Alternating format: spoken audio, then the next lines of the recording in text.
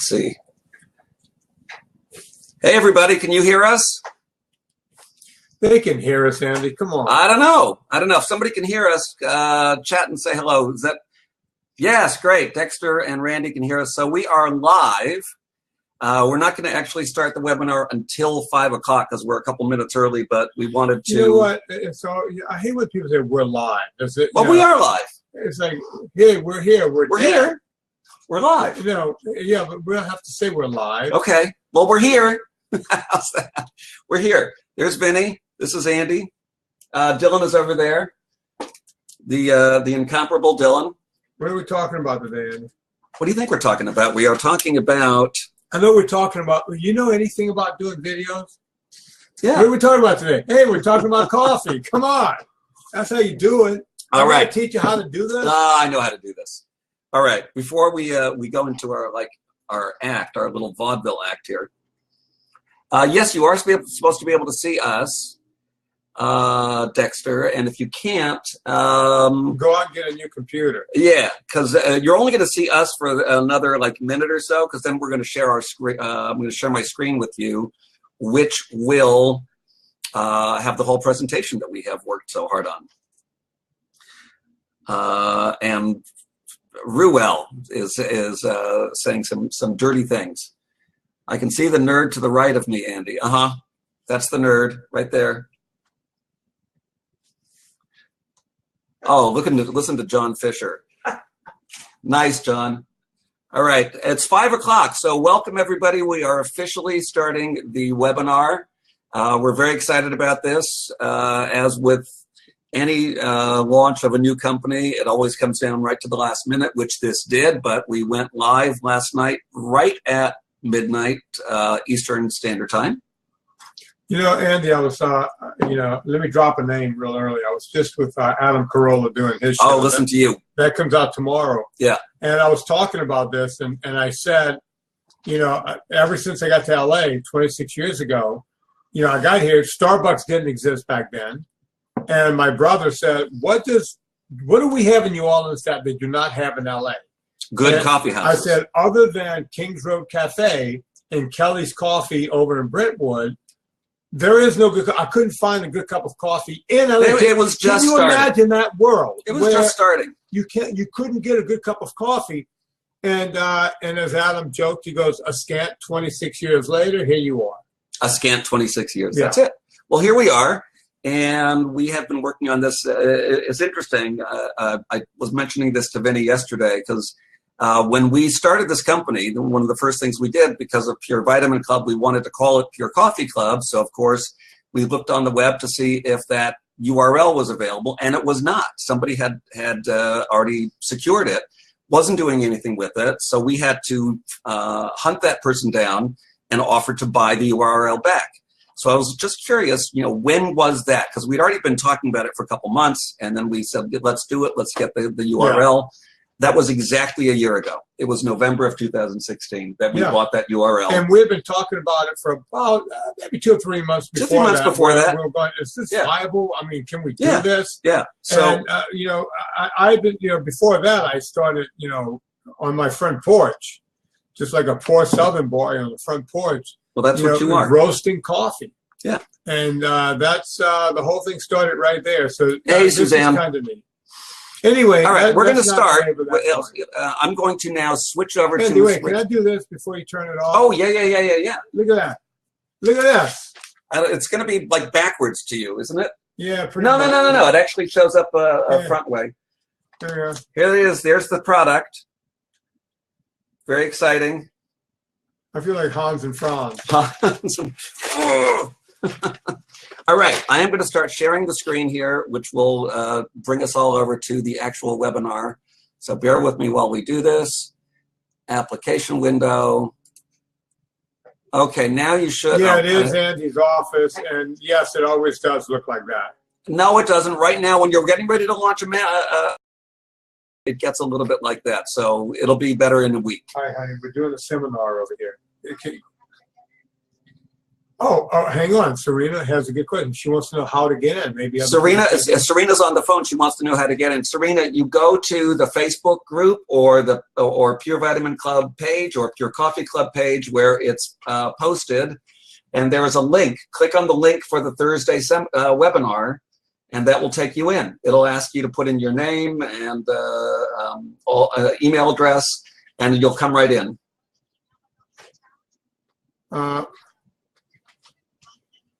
Yeah. Oh, she said the email with the button that you click, it only opens a Google search page. Well, right now we've got 164 people on here. So. 164, yeah. A lot of people are here, so we got to rock and roll. We'll see you there in a second. Say hi. All right, love you. All right, there she goes. I can't see who said that. Weather Bear asks about keeping coffee in the fridge or freezer. We're actually going to address that, and you're right. That is not a good idea. Oh, and Andy, let me address one other thing before we move. Yeah. Later on, this happened in the in the vitamin, the B12 seminar, I think. Do not order coffee yet. There is we have a discount and a giveaway towards the end of the seminar. Yes, very important. So we'll give you a link to go to. So do not get all happy and go order your coffee yet. Wait till we give you the code. There is a discount code that you'll get at the end of this webinar. That's a pretty substantial discount, and you're going to get a little free gift too. And unlike the last time, we're not able to, the way the system is set up, we're not able to help anybody out who misses that and orders without the discount code. It's going to be kind of, so sorry, maybe next time. So if you're thinking about jumping on and ordering, a little bit of patience. Coddington said we've already emailed out a discount. This is a different discount. This is a different discount. There's the discount that you get from an email is a 10%. This discount is better. So don't use the 10% discount. Wait till the end of this. All right, let's not belabor that. Let's rock. All right. Let's do this. So let's getting impatient. Well, he's like that. So here is our Pure Coffee Club webinar presented by Vinnie and me. Just a quick, they always tell people what you're going to tell them and then tell it to them. So here's just what we're going to cover. We're going to do kind of a quick Coffee 101, the history of coffee, where it's grown, the basics that you need to know, why we created Pure Coffee Club, what the surprising health benefits are, and what our brews are. We'll talk about all three of those, how the site works.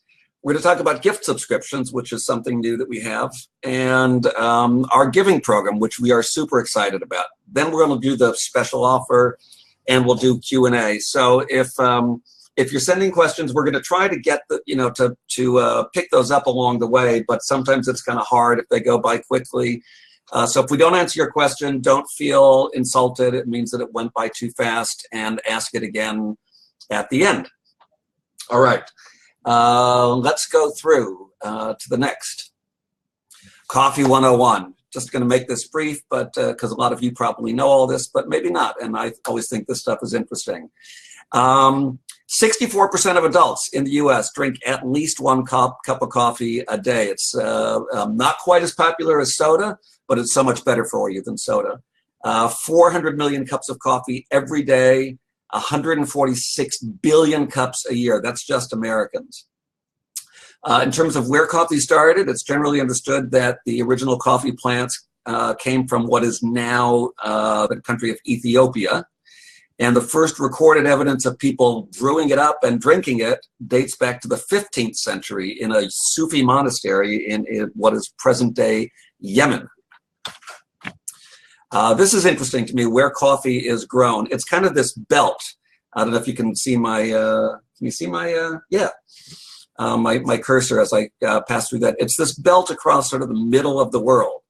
In Hawaii, the only place we really grow it is in the United States is in Hawaii. It grows in Mexico, Central America, the sort of northern half of South America, parts of Africa. Andy, we have a problem. What's that? Slides not changing. Slides are not changing? Why are they not changing? Why are they not changing?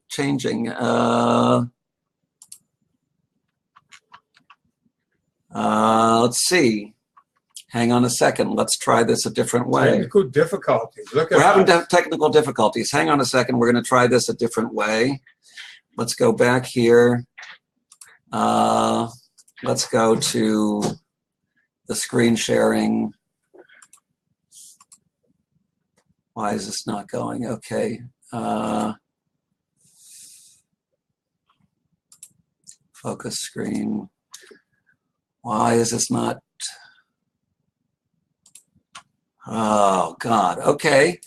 This is share. Let's see. Nope, that's not it. Hang on a second. Bear with us, folks, while we try to figure out why this is not working. We're going to stop sharing this for a second. You know, I'll have to hear all about this from Coddington tomorrow. Oh, I know. You two idiots don't know what you're doing. Of course we don't know what we're doing. We're not from We're going to share the entire screen. Let's try that. We're not polished like you, Don.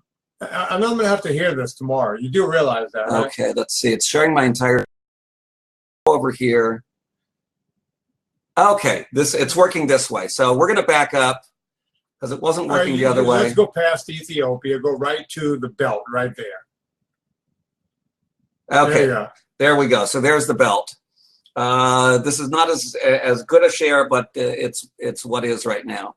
So there's the belt of where it's grown. You can see parts of Africa, India, Indonesia, Southeast Asia. Let's go down now. How coffee is grown. There we go. Okay. You know, a lot of people think that coffee is grown as these brown little dry beans, and that is not in fact the case. The bean, what we think of as the coffee bean, is actually like the pit of a cherry. So these fruits, these beautiful little red fruits, they actually call them the cherries. They grow on branches of the coffee plant, which is technically a tree. And those are the cherries right there. There are actually two kinds of beans. It's a little bit of a delay there. There are the Arabica and the Robusta. And mostly when you're looking at gourmet coffees, you'll see people talk about 100% Arabica beans. The reason for that is Robusta beans are thought of generally to be of an inferior quality in terms of taste, but higher in caffeine. That is not always necessarily the truth. There are great Arabica beans and there are low quality Arabica beans. I wanted to touch on that, Andy, if I can for just a second. Yeah, I hear that a lot. You know, you'll see in commercials on television or whatever, 100% Arabica. Not all Arabica, even though you have the better of the two beans, if you will, the Arabica bean, the one that has more flavor, not all Arabica beans are created equal. And we'll talk about that later. We will. When we talk about our house blend and our honey process and the whole thing. Getting these beans and getting the right ones and securing the right beans from around the world. That's right. Make a huge difference. Robustas were used for a long time for, and still are, for like mass commodity coffees. You know, your Maxwell House, your U-Band, your Hills Brothers, the kind of stuff that you get at a truck stop or a diner. Because A, they're generally less expensive, although again, not always, depends on where you're getting them from, and they're more durable. Robusta beans grow year-round, whereas Arabica is a seasonal. It grows in some places in the spring and other places in another season. So if you're planting Robusta beans, those are going to be providing you with beans all year long. I want to say one more thing about this. I know we're belaboring this, and I know I'm using the word belabor a lot, but people in the douchebag end of coffee, which is the type of coffee we're into. You know, I'm a real douche when it comes to getting this right. Robusta beans is like telling a wine connoisseur that Merlot is good.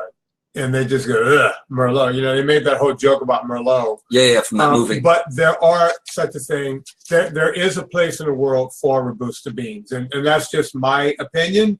It's true. It's true. And the rap is that they do have poor flavor. But again, there are great Robusta beans that are being produced in parts of the world. And there are really crappy Arabica beans. And they're difficult to get. Yeah, they are difficult to get. We'll talk about that later. So those are the two kinds of beans. Processing. This is something that people don't really necessarily know a lot about. There are 4 different ways that coffee beans are processed. And by processing, I mean getting the bean extracted from the fruit and dried and ready to be roasted. The original and the way it was done exclusively for a long, long time was the natural, which is, it's called dry processing. The whole cherries are dried in the sun, and it's only after they're completely dried that the hull and the pulp and everything else is taken off in one step. In more recent years, they've developed processes called the washed process, in which the fruit is pushed through kind of a screen in water that takes out most of the pulp. They leave the rest on, which ferments, and then the fermented part is taken away. There's semi-washed, which is kind of a hybrid between the two.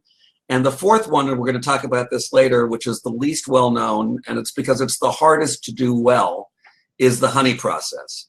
And the first thing we want to address right away for anybody who, is watching this and thinking, well, wait a second, I thought NSNG, honey is a sugar, that's no good. Right. Honey process doesn't mean that. Honey process coffee has no honey, it doesn't use any honey, and there's no sugar. What honey process refers to is when the fruit is taken off of the bean. There's a sticky coating, like if you can imagine when you've eaten a peach and there's still a little bit kind of sticky stuff around the pit. That's called the mucilage. It's kind of an ugly word, but it's what it is. So there's a sticky kind of syrupy coating on the bean. And in the honey process, after they take that fruit off, they leave that sticky coating, that mucilage, on the bean and dry the beans with that. In the drying, the sugar goes away. The sugar evaporates. But what's left is a very distinctive flavor. The flavor becomes just, it's described variously as like a brown sugar flavor or kind of a caramel flavor. It's very distinctive. Once you've had it, you'll never forget it because it is a very distinctive flavor, but there is absolutely no sugar content. Andy, let me just come in. Mark Thompson is asking about the chaff. Whenever he wants to know if it doesn't. More chaff comes on or off.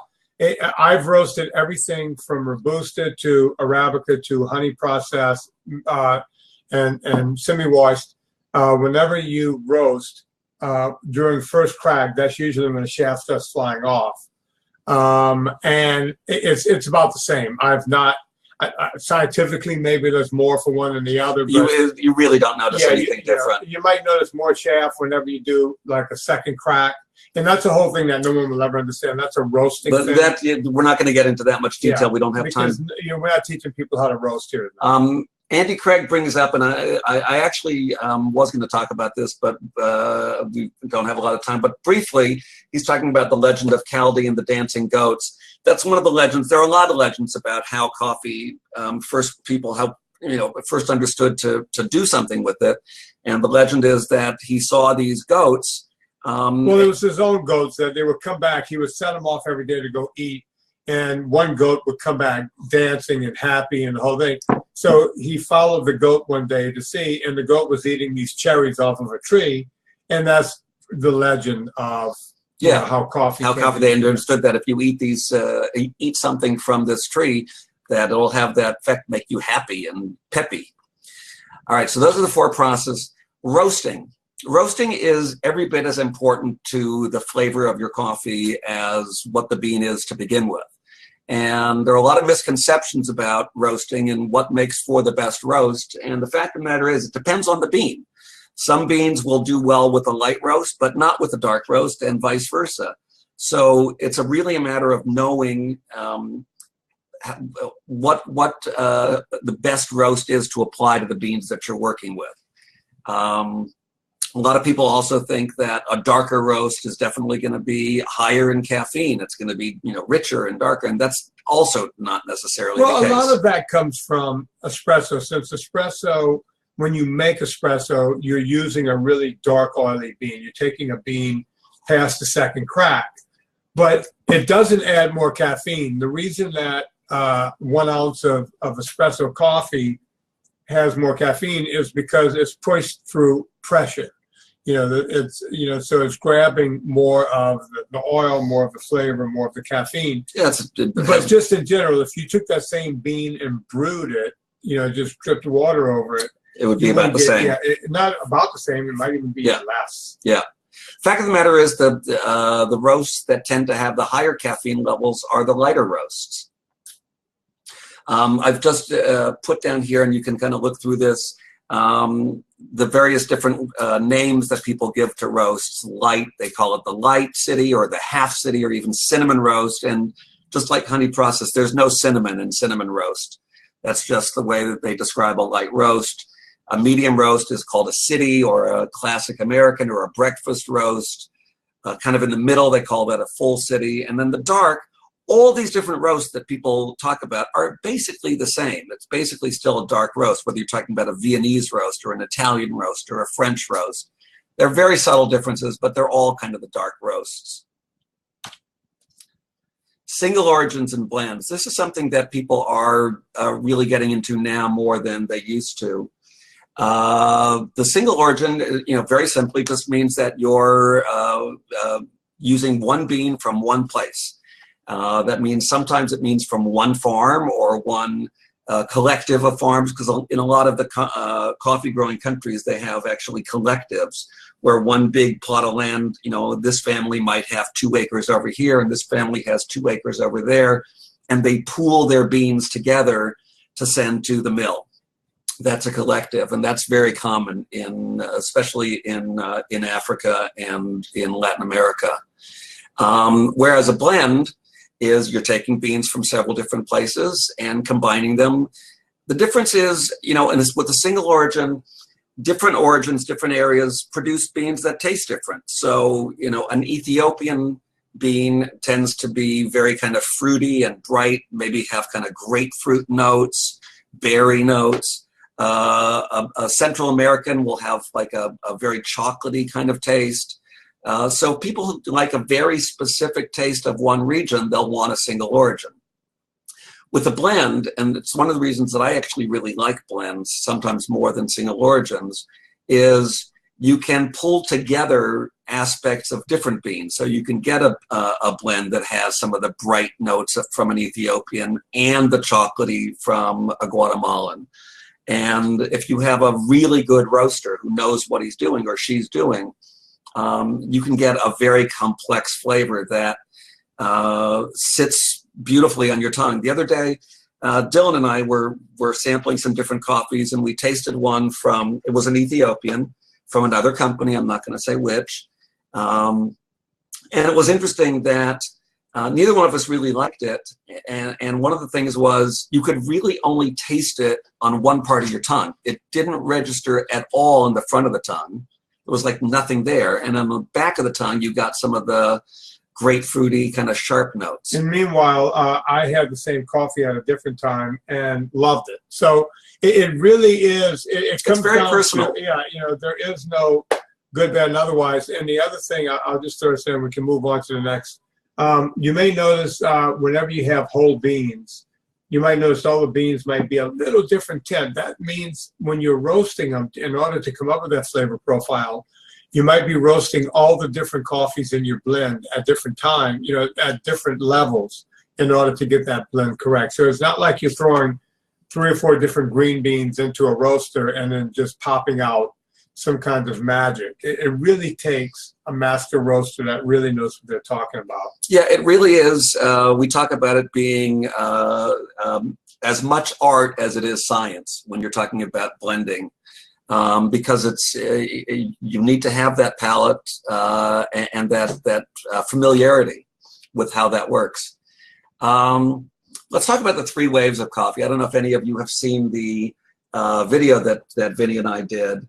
But that's something that people haven't sort of talked about for a long time, but it is a fairly new concept.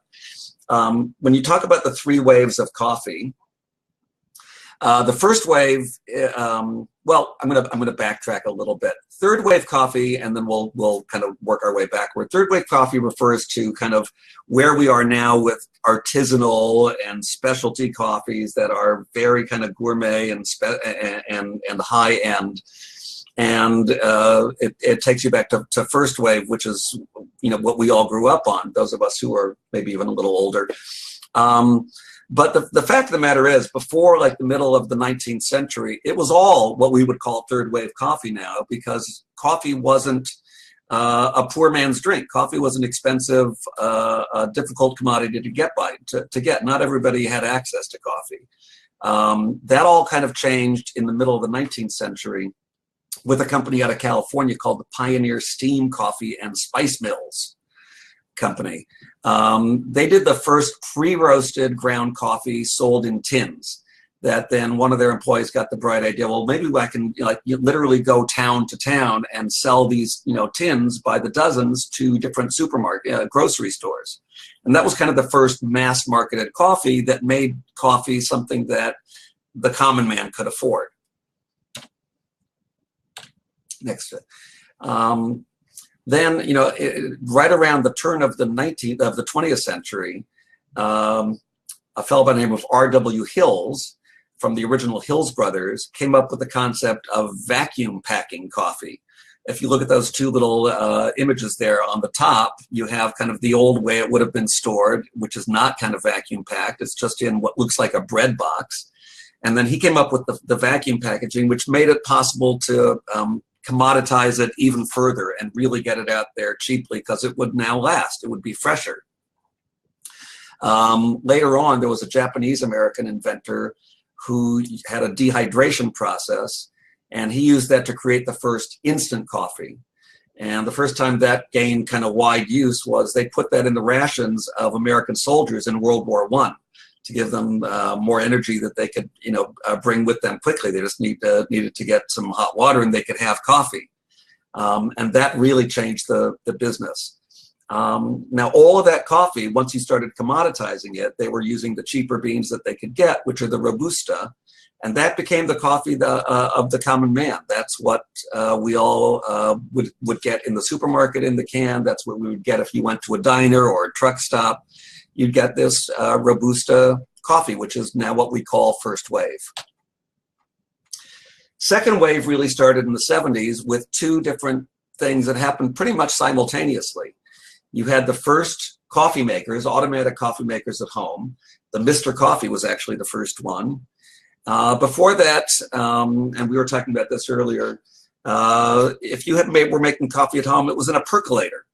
And you'd actually see it had that little glass or plastic dome on the top, and you'd see the coffee percolating up through it.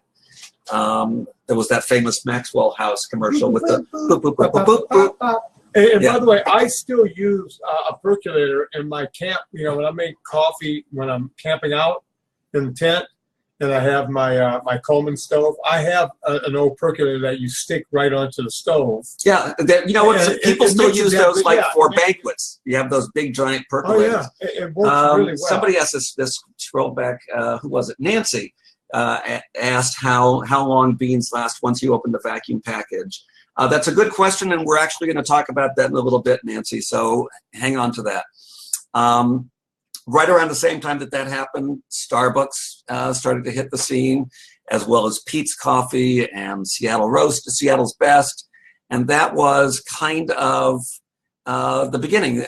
People said, oh, coffee can be a little bit different. And they started marketing it as a higher end and, charging $2. And people said, $2 for a cup of coffee? Because before that, coffee was what you got at the diner for 50 cents or a quarter.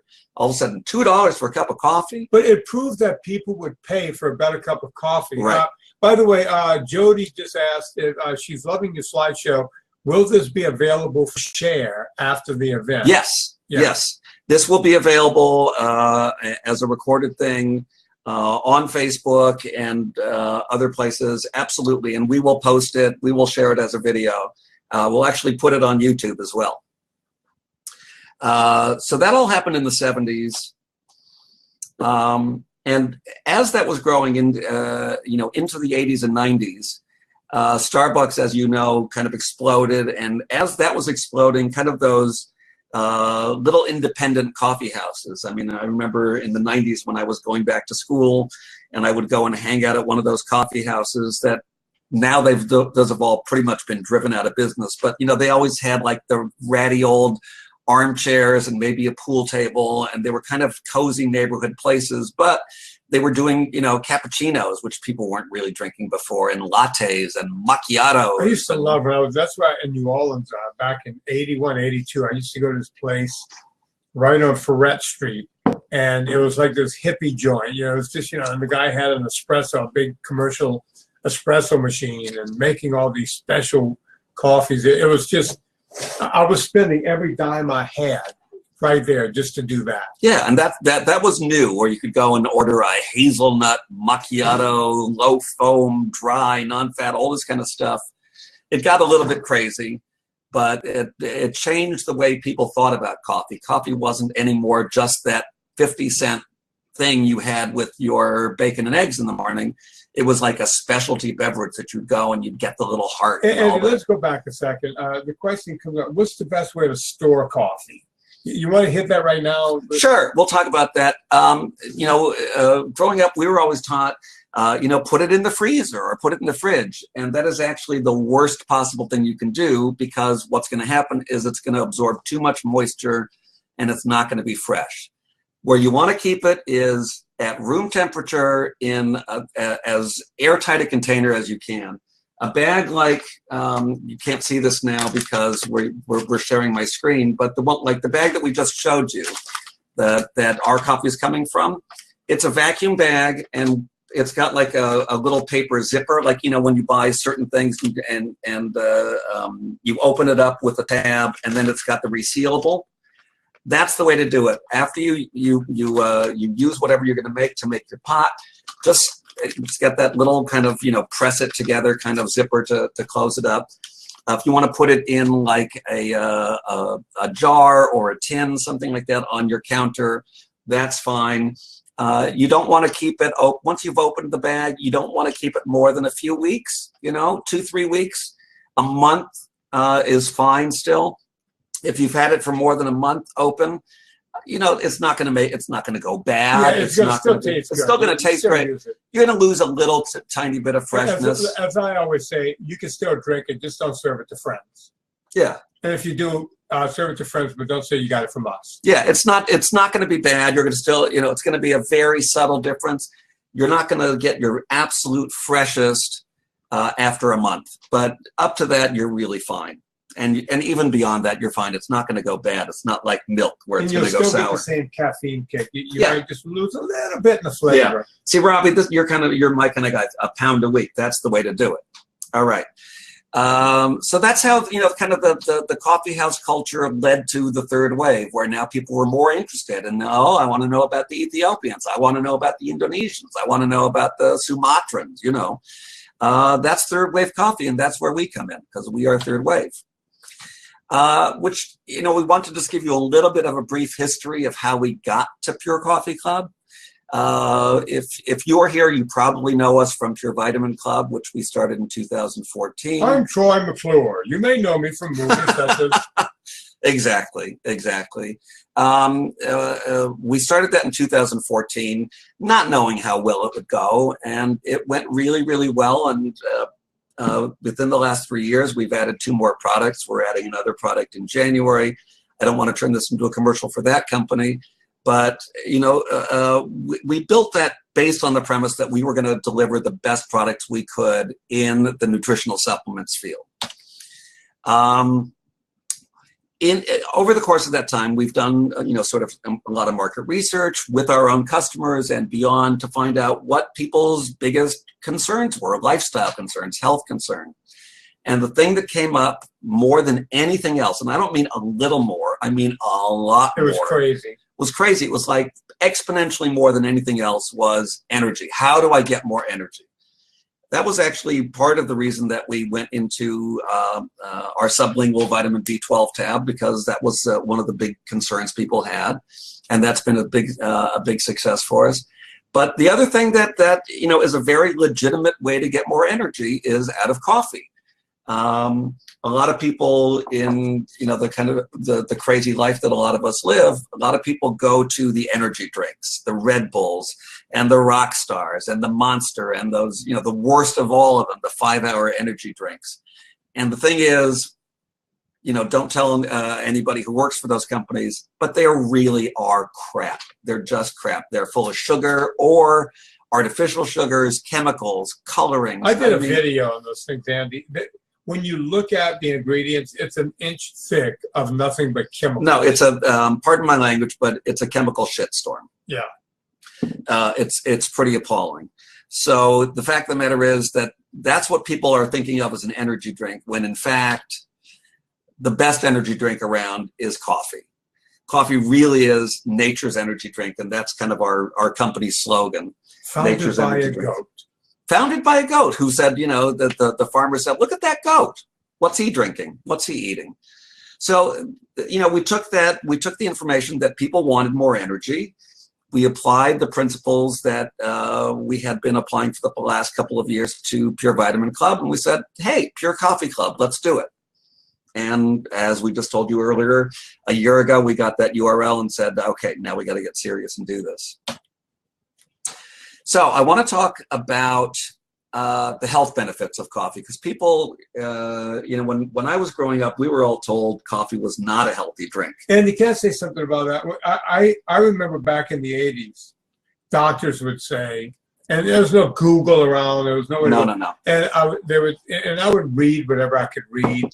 And back then, the coffee companies, overall put out a commercial, called Coffee Achievers. Right? Hey, look at the people who are achieving, athletes and this and that, who use coffee. And I went through and I tried to find studies when I was at Tulane. I go through all the microfiche and everything, trying to find these studies. And I couldn't find one thing that was saying that coffee was actually bad for you.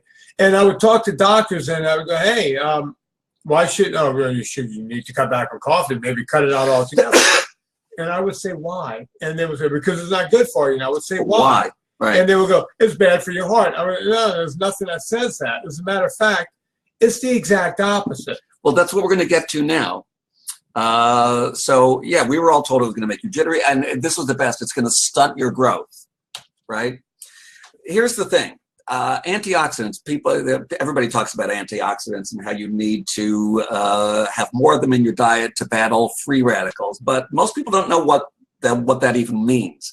A free radical is an atom, or it's a group of atoms that has an unpaired electron. So it's actually sort of damaged. And the problem is that with that unpaired set of electrons, it's missing one. It goes through your body looking for some place to grab that extra, that missing electron from. So it's actually attacking other cells in your body and causing damage. What an antioxidant does is it supplies that missing electron to the free radical, and it neutralizes it, so it doesn't have to damage your cells anymore. That's why we try to eat things with antioxidants, and we've all been told, berries have antioxidants, and garlic has antioxidants, and pomegranates. We've been told all the foods that have antioxidants that are going to help protect our body from the damage that free radicals do. But in fact, and there are some of the foods that we've all been told, contain a lot of antioxidants that help us fight the free radicals. But what we haven't been told is that most of the antioxidants that we get are actually coming from coffee. While ounce for ounce, coffee may not have more antioxidants than berries. Because of the quantity that we drink it in, a couple cups a day or even 1 cup a day versus a handful of berries, we're actually getting, one study that was conducted recently in Norway and Finland said that about 64% of the average antioxidant intake for people comes from coffee. There were studies done in Spain, Japan, Poland, and France, and they all concluded the same thing, that by far, where we're getting most of our antioxidants, which again are repairing the free radicals so that they don't have to rob and attack your cells to feed that missing electron, we're getting it from coffee. Coffee and disease. There are a lot of diseases prevalent today that are causing a lot of misery and a lot of death, and almost nothing that you can consume does more to battle those than coffee. I know this sounds completely counterintuitive, but it's true. There were two very large-scale studies that were released the same month in July of this year. One was published by a professor from the USC working in concert with the National Cancer Institute. And another one was done through the Imperial College of London and the World Health Organization's International Agency Research on Cancer. One of them had 520,000 subjects from 10 European countries, and the other looked at 180,000 subjects, and they looked across ethnic groups. They looked at Caucasians, African Americans, Latinos, Japanese Americans, and Native Hawaiians. And they both came up with very, very similar results. The USC National Cancer Institute study found that people who drink 1 cup of coffee a day had a 12% lower risk of death from heart disease, cancer, stroke, diabetes, respiratory, and kidney disease.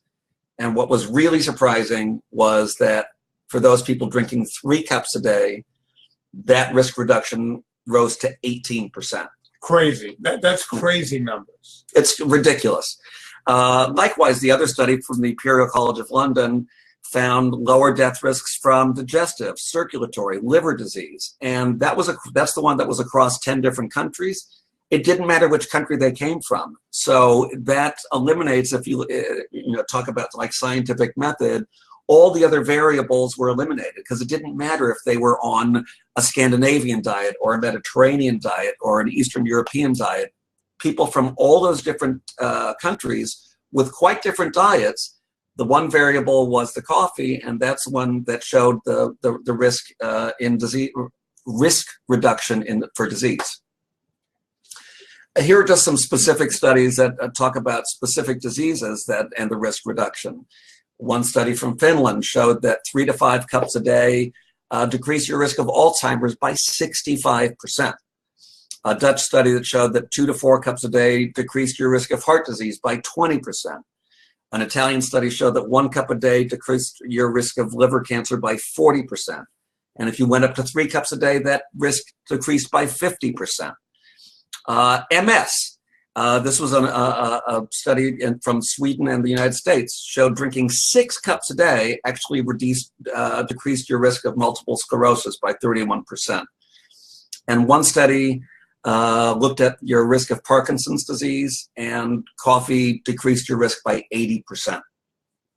It doesn't mean that you don't get at these things, but your risk is reduced. Yeah. Type 2 diabetes, and this is an area where there have been conflicting studies, and you have to really, really look at it carefully. The overwhelming evidence, and this has been now published by the World Health Organization, they state definitively that consistent evidence shows that coffee consumption is associated with a reduced risk for type 2 diabetes. This one 2009 study of 40,000 participants showed that consuming 3 cups of coffee a day leads to a 40% lower risk of developing type 2 diabetes. I mean, remarkable results. But, Andy, I want to add, look, folks, my thing, sugars and grains. You can't sit around and just hammer sugars and grains all day and think, I'm going to sip a cup of coffee, and that's not going to happen. Hell no. None of this is to say that, there's no magic bullet here. It's like, I just broke my leg, I'll drink a cup of coffee. No, it doesn't work that way. No. Now, how do you get a great cup of coffee? You can be buying the best coffee, and if you're not doing it correctly, you're still maybe not going to get the best. So let's talk about that a little bit. Number one, sure, start with great coffee. Obviously, we have our prejudiced ideas about where to get that, but that's where you start. You're not going to get a great cup of coffee unless you start with good coffee. Making sure you're keeping it as fresh as possible. We already addressed that a little bit, but again, and the reason I showed this kind of metal tin here is that the more airtight you can keep it, the better it's going to do. You want to figure out how you want to brew your coffee. There are different brewing methods that have different advantages. We're going to get to that in a minute. You want to make sure that whatever method you're using, if you're grinding your own, there are different grind levels. You got to make sure that you're matching the grind to the brewing method. You got to get the temperature right.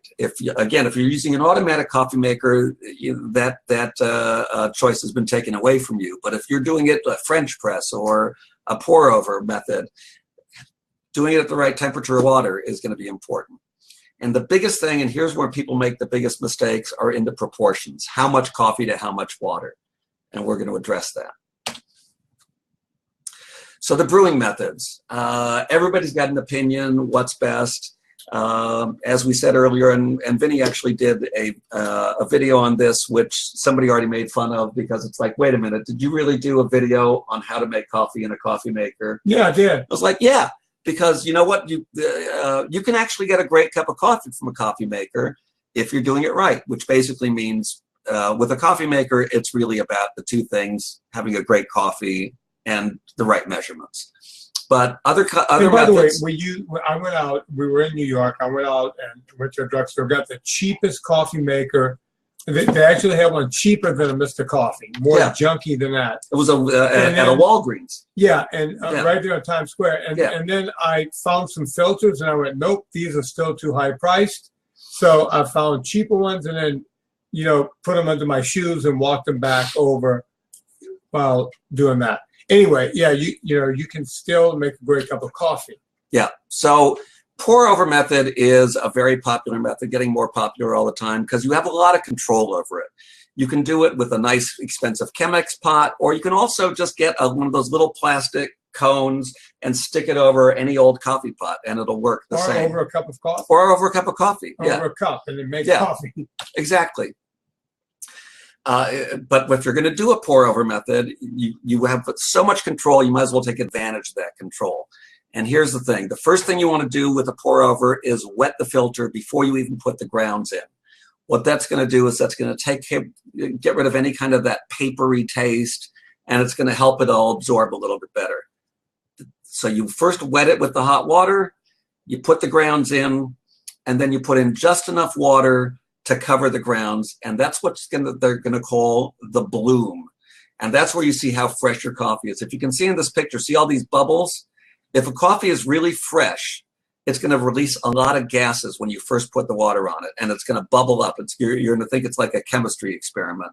It's going to bubble up. You want to let that happen and let that first batch of water kind of drip through, and then keep adding the water a little bit at a time. I like to take a whole minute on the bloom. I will hit the bloom and then just let it sit for a minute. And then start pouring the coffee. I do it a little quicker, but that's a personal thing. I tend to be impatient. I give it about 30 seconds. But taking your time is important. And here again, proportions. And this is true pretty much for any method that you use. The way you want to measure your coffee out, you want about 1.8 grams of coffee for every ounce of water. There's a little variation. Some people like it a little stronger. You can go up to 2 grams. If you want it a little weaker, don't go below like 1.7, 1.6. For a pour over, you want a nice medium grind. You're going to get the best results that way. And you want your water around 200 degrees. You don't want it actually boiling, which is 212 degrees. You want it a little below that. You're going to get the best flavor, and you're not going to burn the coffee. If you put really hot, boiling water, it's going to burn the coffee a little bit. It's going to detract a little from the taste. French press. People love the French press for a lot of reasons. You get a different feel and taste to the coffee by doing this. Why? Because you're letting the coffee grounds and the water be in contact for a long time. It's up to 4 minutes. You want to use a bit of a coarser grind for this. You want to put the coffee in the French press first, then add your hot water, again, 200 degrees.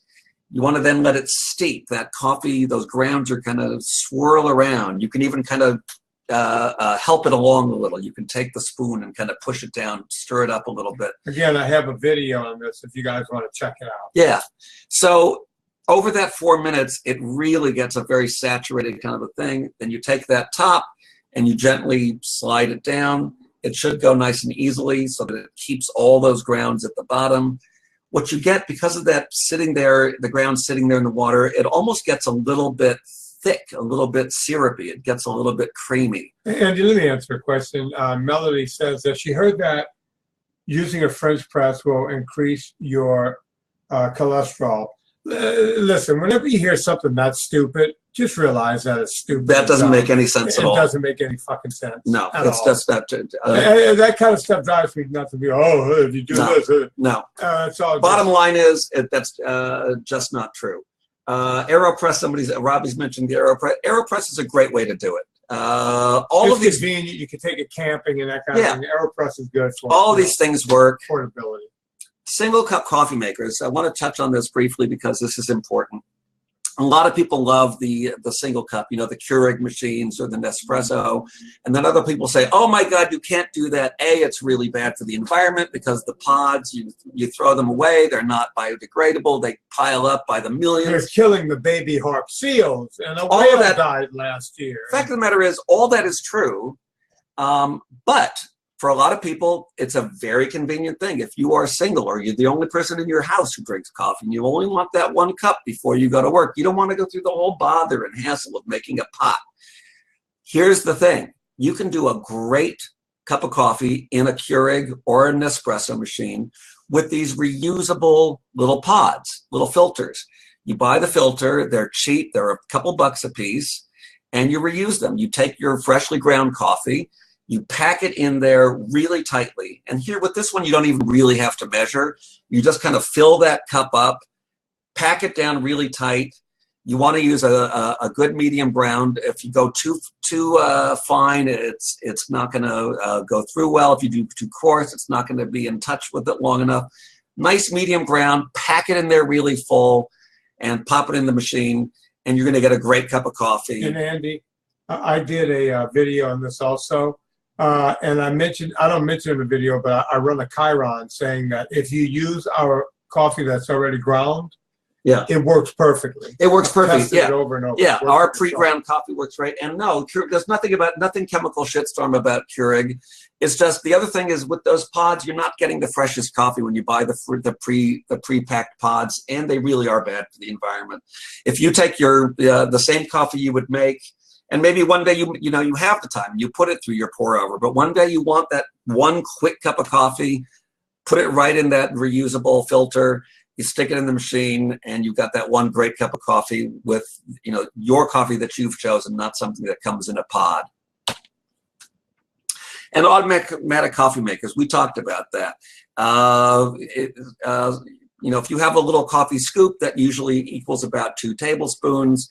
2 tablespoons is equal to about 10 grams if you're talking about a level tablespoon, because a coffee maker will tell you, 2 tablespoons per cup. And remember, when they're talking about a cup of coffee, they're not talking about the big mug like we have. They're talking about like a teacup. So same thing, adjust those measurements to your taste, but you can get a great cup of coffee out of Mr. Coffee or, whatever the maker is, even that cheap $15 coffee maker. Just get those measurements right. And cold brew, that's a very popular thing now too. Cold brew is a slightly different way of looking at it and measuring it. You want to do a 1-to-8 ratio. You want 1 part coffee to 8 parts water. You literally put them all in the jug together, and you let it steep. And by the way, you start at room temperature with the water. You don't ever heat the water. No, never heat the water. You start at room temperature. You can steep it in the fridge, out of the fridge, room temperature, either way. Steep it for 18 to 24 hours. Then you strain it, first through a sieve to get the bigger pieces out, and then put a piece of paper towel or some muslin on the sieve and do it again. Might have to pass it through a couple times to get all of the sediment out. It's similar to a French press because in that with the longer contact time between the coffee and the water, you're going to get kind of a little bit of a thick, creamy feel to the liquid. And also, Andy, let me add to that. There's a thing called the Toddy coffee maker. It makes life really simple, real convenient. In New Orleans, we've been using these things forever and a week. In New Orleans, nobody left it for 18 or 24 hours. We would do 30, 36 hours. Yeah. And you end up with a thicker syrup. And when you do that, now you can actually dilute it to make it exactly the way you want to make it. Yeah. Somebody I'm trying to who said this, Deborah, yes, dump those grinds in a bag and toss them in your garden. They make great fertilizer. Yeah. Absolutely. All right, so let's go through the three coffee club brews. We're running kind of short on time, so I'm going to kind of speed through this a little bit, but I don't want to shortchange our brews because we worked really hard on them. Coffee tasting, when you're looking at trying to find the right coffees to market, is very much like wine tasting. We've learned so much as we've been through this process. The whole process of selecting beans and tasting them. What do they look like? What do they smell like? What do they taste like? What do they feel like? The process of tasting, it's like wine tasting. They call it cupping. You can see this thing. You see all these little cups. You actually fill those cups with water, and you stick your nose right into it and get the taste as you break the crust. And then when you actually taste it, if you can see this guy's spoon, it's kind of a deep spoon, and you actually slurp it. I mean, it's not to gross anybody out, but you really embrace the slurp. I just made killing yourself over there, Ange. I just made myself choke with that.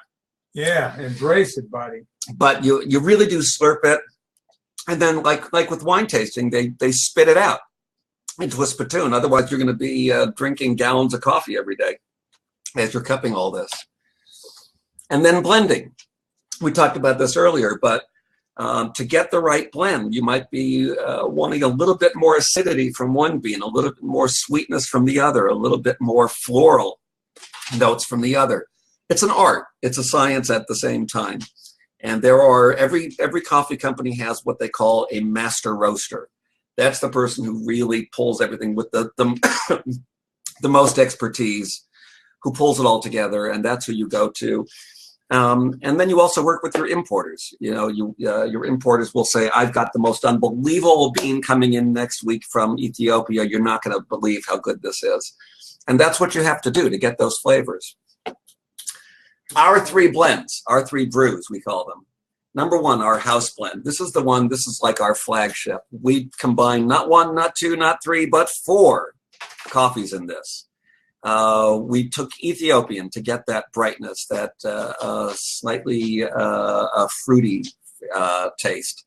We added an Indonesian. Actually, it's coming from Sumatra. That's the particular island on Indonesia where this is coming from. That's what's giving you kind of an earthiness, a mellowness. Then we've added the Central American, which is what gives you those kind of, sweeter, caramelly kind of tastes. And the South American gives you just like the really good body to that. This little chart over here, and you'll see this all on our website, the acidity. This is right in the middle on the acidity level. It's a medium roast.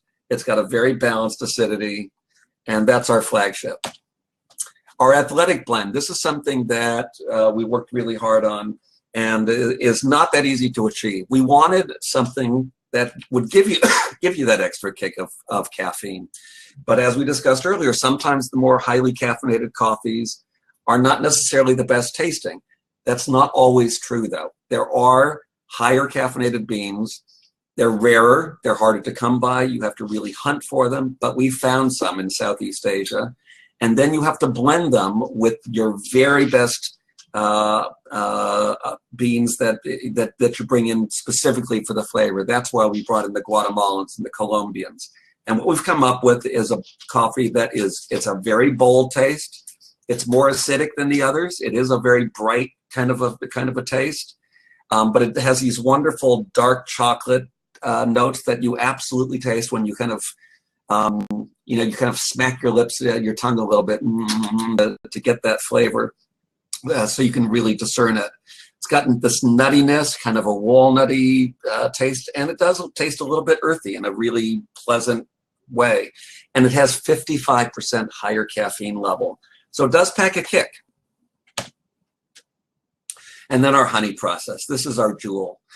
We talked about this earlier. Honey process is something that Americans just don't know enough about. It is the most delicious coffee. It really gives you that. I don't want to oversell it because it's not going to taste like you dumped 2 teaspoons of sugar in there.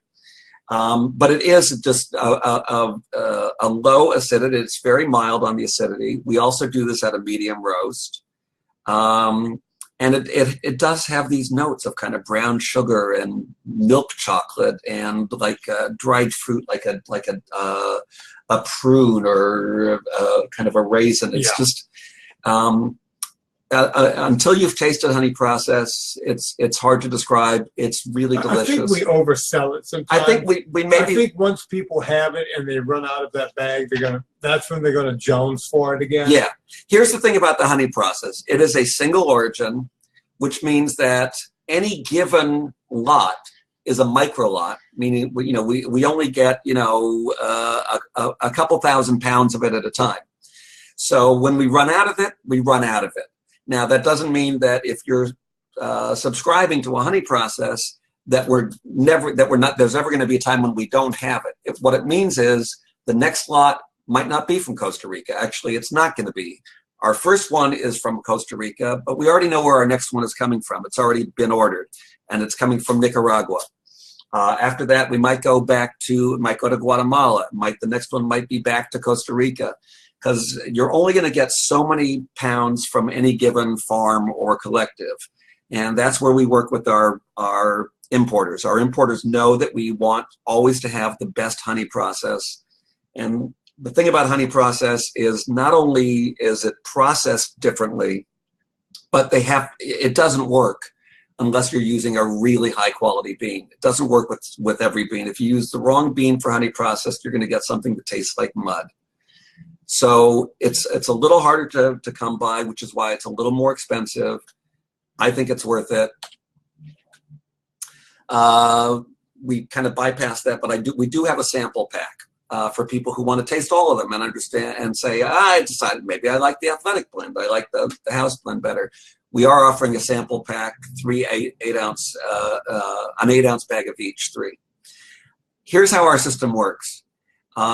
Any coffee on our site, you can buy a single purchase, one time. You don't have to subscribe. You can buy it anytime you want, 1 bag, 2 bags, however many you want.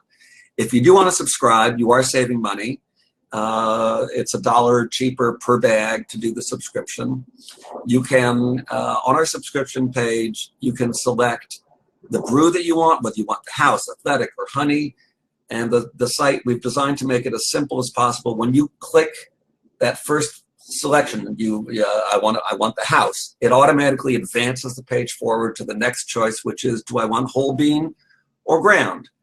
Before anybody asks, the honey process we're not making available in ground. It's going to be better. You really want that one freshly ground at home just before you brew it up. The size, do you want a 12-ounce bag or an 8-ounce bag? The frequency, do you want it delivered weekly, bi-weekly, or monthly? And the quantity, how many bags do you want? I forget who it was earlier said that does like a pound a week, so you might want to order 2 pounds a week. Yeah. Shipping, all shipments are $5. Doesn't matter whether you're doing 4 pounds, 4 bags, 2 bags, 1 bag. It's $5. $12 to Canada. The Canadian shipping is not up yet. That's taken a little bit longer. It might be another week before we have that up and ready to go to Canada, but we will be shipping to Canada. Subscriptions can be modified at any point. You can change your brew, change your size. I decide I like the honey process better. 1 a week is not enough for me anymore. 2 a week is too much for me now. You can change anything you want at any time. Go back online, go through it. Billing is monthly, whether you're doing it weekly, bi-weekly, or monthly, you pay by the month. Next slide. This is something we're really excited about, our giving program.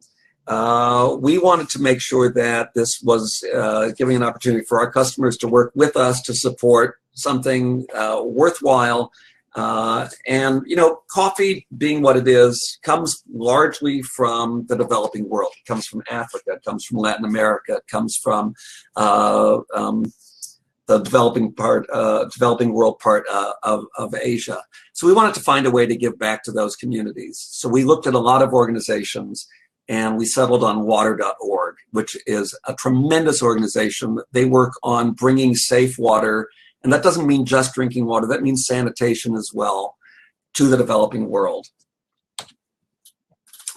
They've been around for quite a while, for 25 years. It was founded actually by Matt Damon and Gary White.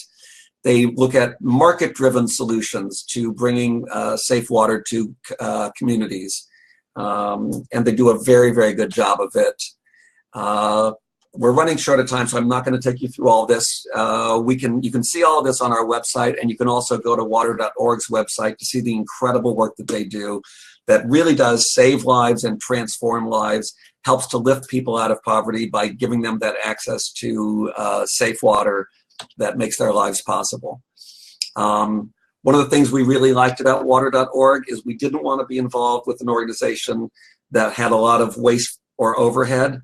83% of the money raised for water.org goes actually to the programs and the people that need it. 11% to administration, 6% to fundraising.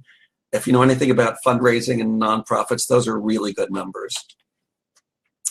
How our program works. With every purchase, you have an option, and it's completely optional, to add either 25 cents or 50 cents that goes to water.org. Whatever you give, Pure Coffee Club matches. So if you do a single purchase and you add 50 cents, we throw 50 cents in as well. If you do a subscription, that's going to be 50 cents a month that you're going to contribute, and we're going to do the 50 cents too. Like everything else about our subscriptions, you can change that at any time. You can decide, I've given enough, I don't want to give anymore. I haven't been giving, I want to now start giving. I've been giving 25 cents, I want to change to 50. It's all modifiable, and penny for penny, we will be contributing whatever you do and giving that straight to water.org. At the end of the year, you will get a report that says exactly what you gave so that you can put that on your taxes. So, special offer. This is what we talked about early. If you're interested in buying any of our coffee, you can go online just for the next 24 hours and order with the promo code, and you'll see the place to put in your discount code on the site, PCC Webinar. It's not case sensitive, so don't worry about that. It's just simple. PCC for Pure Coffee Club Webinar, 20% off your first order. If it's a single purchase, it's 20% off that. If it's a subscription, it's 20% off your first order. Next refill, it goes back to full price. But wait, there's more. As a special gift for webinar attendees only, we will send you with your order a reusable K-cup filter so that you can actually do that with your Keurig machine. It looks just like this. I don't know that ours are purple. I think ours are actually orange. But that's what it looks like. That's what it looks like to put the coffee in there. We don't have a whole lot of time. That's pretty much everything we wanted to say. Now it's time for questions. Well, we've been answering questions the whole time, and basically people are asking the regular questions. No, the dog in the background is Mimi, and that's Stella. No. But everyone's been, we rambled on so much. People just started talking amongst themselves. I'm not even sure they were paying attention. But I think we answered all the important questions. Dylan had one over there that he wrote to me.